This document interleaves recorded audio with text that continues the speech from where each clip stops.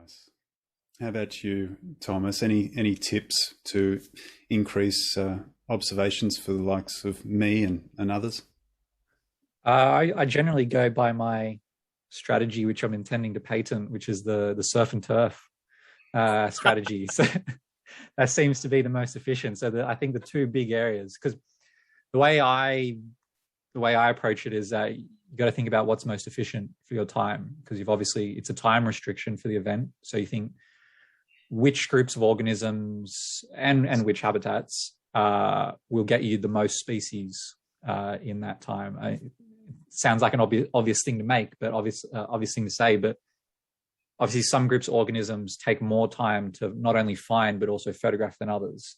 So, for example, if you've got birds and you might have a small brown thornbill or something like that, you might take 15 minutes chasing it through the trees, trying to get a clear photo. And in that 15 minutes, you could probably have found 20 or 30 different plant species walking along the path. So the plants in that case is obviously a far better investment of your time from the perspective of trying to get as many species as possible. So I always go for the seashells, the surf part, and the plants, the turf part, because those tend to be, I find them, they give you the most bang for your buck. So if you get a decent beach with a lot of shell grit, you can get down in the sand and might go along 10 or 20 meters and find 200 shells if you're lucky enough to have quite a biodiverse beach available. And from a plant perspective, you can be walking through a national park and just pretty much constantly, as I'm sure Nick will attest to, especially in the rainforest, just every few steps there's a new plant that you're going past.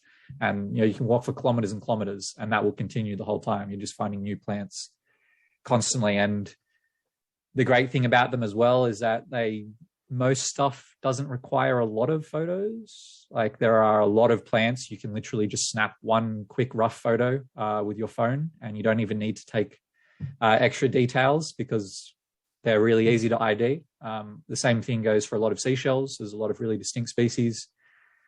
Whereas if you start focusing on a lot of like really obscure insects and things, you might need to take 5, 6, 7, 10 photos to be able to get an ID.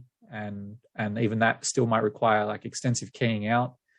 Or in many cases, because Australia's got such an incredible diversity of insects, half the stuff you ID might not even be described, or it might not have been revised in the past 100 years, and so there are no keys.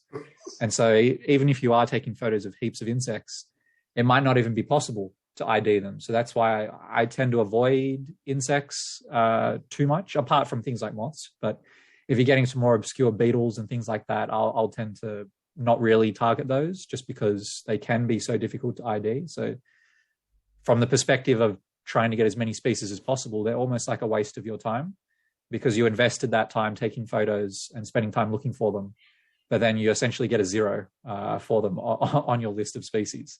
So definitely plants, I think, is the number one best way to invest your time. And then if you're lucky enough to have beaches in your area, then definitely go for the seashells as well.